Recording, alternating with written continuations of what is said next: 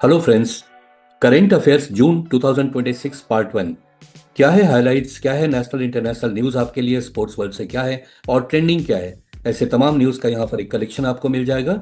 आज हम जानेंगे कि इंडिया का पहला हाइड्रोजन ट्रेन कहाँ स्टार्ट हुआ है, कर्नाटका के नए चीफ मिनिस्टर कौन बने हैं और कौन है हमारे नए एडमिरल। साथ में हम कुछ दो इंपॉर्टेंट बहुत डेज हैं। एक तो वर्ल्ड बाइसिकल डे और दूसरा इंटरनेशनल योगा डे। ये कब मनाया जाता है, ऐसे ही न्यूज़ के साथ अभी चलिए हम शुरू करते हैं। और साथ में याद रखिएगा, एक क्विज का बहुत ही इंटरेस्टिंग क्वेश्चन है और उम्मीद करते हैं कमेंट बॉक्स में आप सबसे पहले उसका आंसर डालेंगे। तो आइए शुरू करते हैं आज का पहला पॉइंट। नाउ फर्स्ट पॉइंट जो आपको मिल रहा है यहाँ वो ये है कि who assume charge as the new chief of naval staff of the Indian navy on 31 May 2026।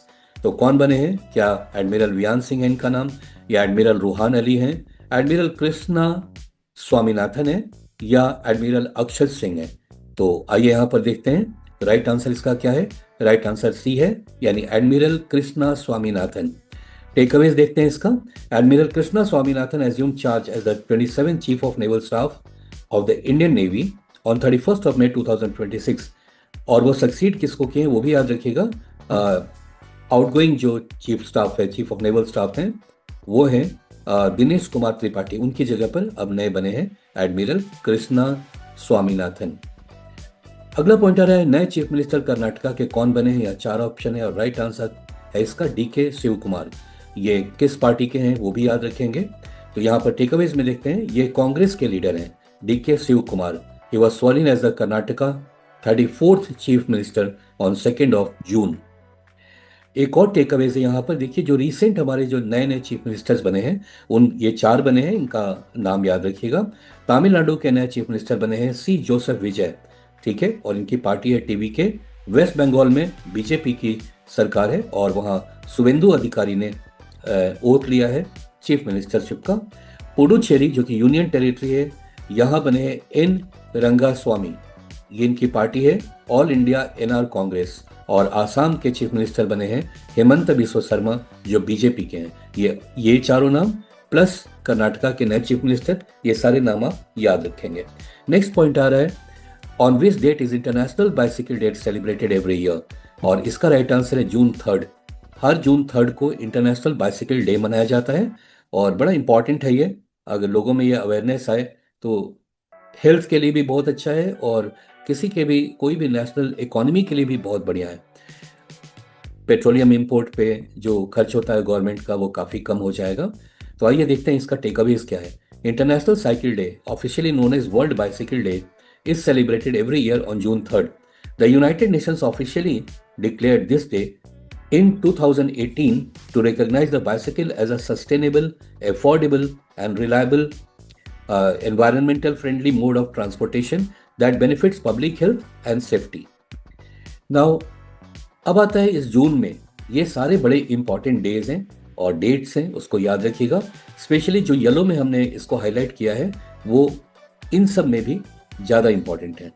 जैसे वर्ल्ड बाइसिकल डे मैंने बताया जून 3 को, 5th को वर्ल्ड एनवायरनमेंट डे 5 जून को, 12 जून को world day against child labour और 21 जून को इंटरनेशनल डे ऑफ योगा। ये सारे के सारे बहुत इंपॉर्टेंट डेज हैं। नेक्स्ट आता है, बहुत बम्पर क्रॉप प्रोडक्शन हुआ, एग्रीकल्चर यील्ड बहुत बढ़िया हुआ और वो कितना हुआ है यही यहाँ पूछा गया है।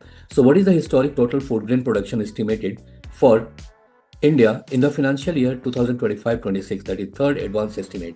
तो लेटेस्ट एस्टिमेट के अकॉर्डिंग इंडिया का जो क्रॉप प्रोडक्शन है वो कितना मिलियन टन होने वाला है? तो इसका राइट आंसर है सी ऑप्शन, 347.732 मिलियन टन्स का प्रोडक्शन होने की उम्मीद है। सो टेकअवेज देखते हैं। In the financial year 25-26 third advance estimates, India's total food grain production is estimated at a historic 376.56 million tons. This marks the highest ever output in the country's history, representing an increase of nearly 18.8 million tons, that is 5.3% over the previous year. एक बढ़िया jump मिला है agriculture production में। अब आते हैं green energy environment को लेकर, बड़ा इंपॉर्टेंट पॉइंट है यहाँ पे। वो ये है कि the ministry of railway approved the countries first ever hydrogen powered 10 coach DEMU train to run between which two stations? और इसका राइट आंसर है बी ऑप्शन, जिंद से लेकर ये सोनीपत तक चलेगा। टेकअवेज है यहां पर, इन May 2026 the Ministry of Railways approved the launch of country's first hydrogen-powered 10-coach DMU train. The initiative marked a major step towards promoting green and sustainable transportation in the railway sector of India. बहुत important news है, वो याद रखिएगा। Next आ रहा है, which place is selected as a host city for International Day of Yoga 2026 celebrations? और इसका right answer है कोलकाता। टेकअवेज देखते हैं यहां। So International Day of Yoga, that is IDY 2026 will be hosted in Kolkata, West Bengal. Well, the announcement was made during Yoga Mahotsav 2026 at Khajuraho, Madhya Pradesh. The official theme, अब theme भी याद रखना है आपको इस बार का, yoga for healthy ageing, highlights physical fitness, mental wellness and preventive healthcare through yoga. Next point है यहाँ पर, which state mandated the use of electric vehicles for official duties and promoted virtual meeting in May 2026. So कौन से राज्य में ये तय किया गया कि अब यहाँ जो भी ऑफिशियल्स होंगे अपने ड्यूटीज पर जाएंगे उनके पास इलेक्ट्रिक व्हीकल होना चाहिए, यानी वो इलेक्ट्रिक व्हीकल यूज करके वो ऑफिस जाएंगे और काफी सारे वर्चुअल मीटिंग करके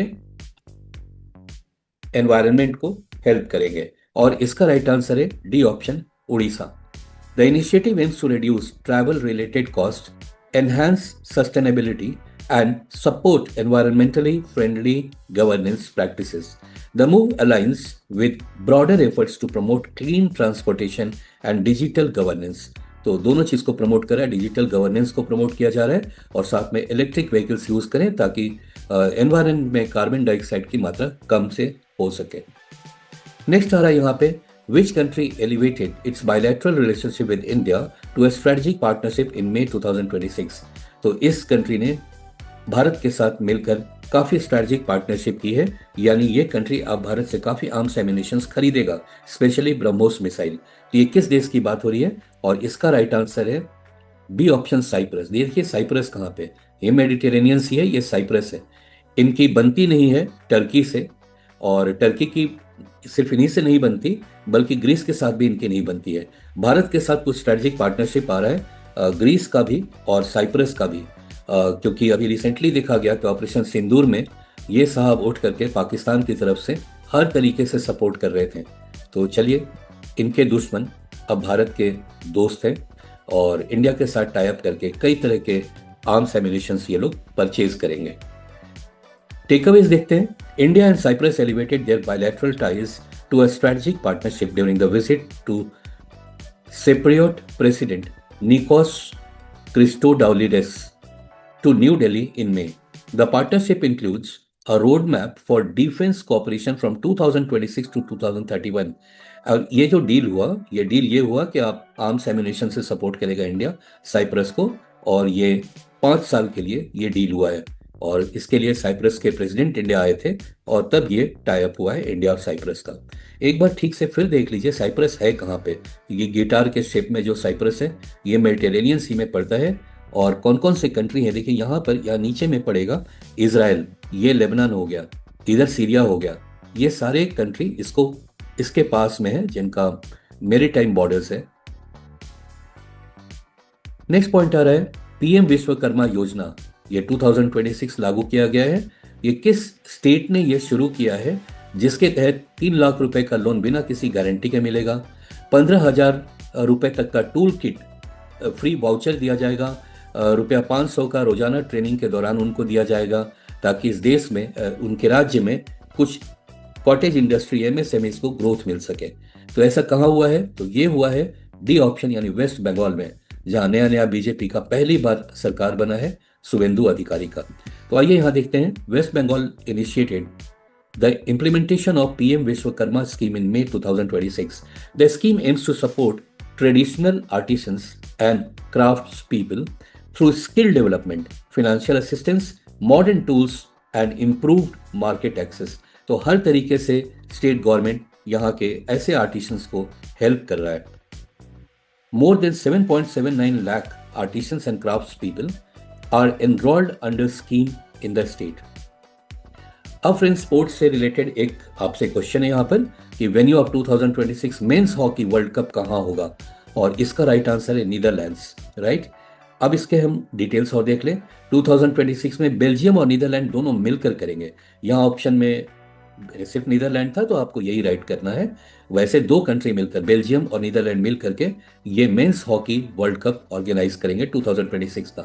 और लास्ट जो हुआ था 2024 में, वो हुआ था इंडिया में, भुवनेश्वर और राउरकेला जो कि उड़ीसा में, वहां पर हुआ था।